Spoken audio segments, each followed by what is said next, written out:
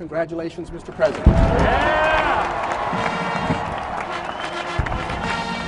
Donald Trump is America's 45th president. He was sworn in at noon today at the Capitol building. Good evening. Thousands of people filled the National Mall to witness the swearing-in ceremony, and this new administration ushers in a new direction for the United States. In his inaugural address, President Trump promised a more prosperous America for all. John Delano is here with more on the day's activities. John. Well, Ken and Stacey, it was a day the political class thought would never happen. The inauguration of a businessman who has never held political or governmental office, who promised Americans he would drain the swamp of Capitol Hill in Washington. The swearing in was comfortably familiar, but the new president had a message sure to jar politicians of all stripes. Americans have done this 58 times since 1789, transferring power peacefully, and this one was no exception.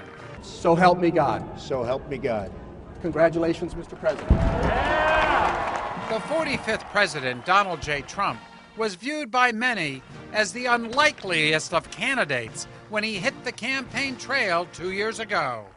But with predecessors Jimmy Carter, Bill Clinton, George Bush, and Barack Obama on the platform, President Trump said his inauguration was unlike the others. Today, we are not merely transferring power from one administration to another, or from one party to another, but we are transferring power from Washington, D.C., and giving it back to you, the people. In an address taken right from the campaign trail, the new president took on both the majority Republican Congress and minority Democrats.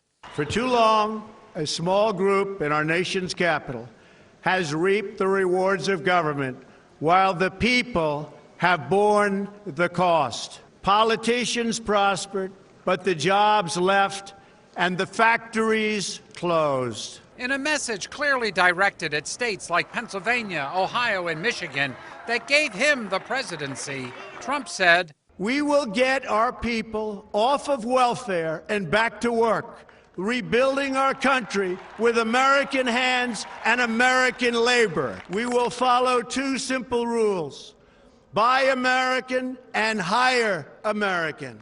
And to a region that's lost thousands of manufacturing jobs, Trump promised that all changes starting right here and right now. And to Congress, he warned, we will no longer accept politicians who are all talk and no action, constantly complaining, but never doing anything about it.